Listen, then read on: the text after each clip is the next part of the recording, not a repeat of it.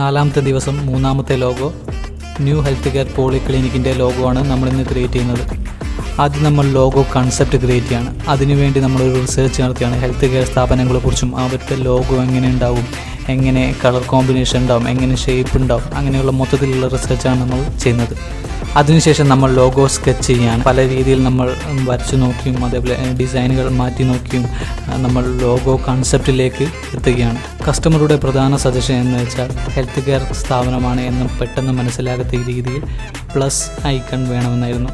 അങ്ങനെ പല രീതിയിലുള്ള സ്കെച്ചിന് ശേഷം ഈ ഒരു ഐക്കൺ ഫൈനലാക്കിയിരിക്കുകയാണ്.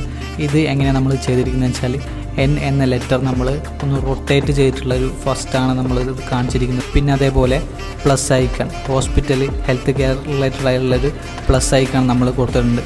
പിന്നെ മൂന്നാമത് എന്ന റൗണ്ട് ഐക്കൺ വരുന്നത് കെയറിങ് ആണ്. ലോഗോ കൺസെപ്റ്റ് ഓക്കെ ആയി കഴിഞ്ഞാൽ അത് പെർഫെക്റ്റ് ആയിട്ട് നമ്മൾ അലൈൻ ചെയ്തെടുത്ത് മൊത്തത്തിൽ സിസ്റ്റത്തിൽ നമ്മൾ കളർ കോമ്പിനേഷൻസും കാര്യങ്ങളൊക്കെ ചൂസ് ചെയ്ത് പെർഫെക്റ്റ് ആക്കി കൊണ്ടുവരികയാണ് ചെയ്യുന്നത്. ഈ ഹെൽത്ത് കെയർ സ്ഥാപനങ്ങളുടെ ഡിസൈനിൽ നമ്മൾ മെയിനായിട്ട് കൊണ്ടുവരേണ്ട feelings caring, compassion, love, help, support, ഈ ഒരു ഫീലിംഗ് നമ്മുടെ ലോഗോ ഡിസൈനിൽ നമ്മൾ കൊണ്ടുവരാനാണ് നമ്മൾ ശ്രമിക്കുന്നത്.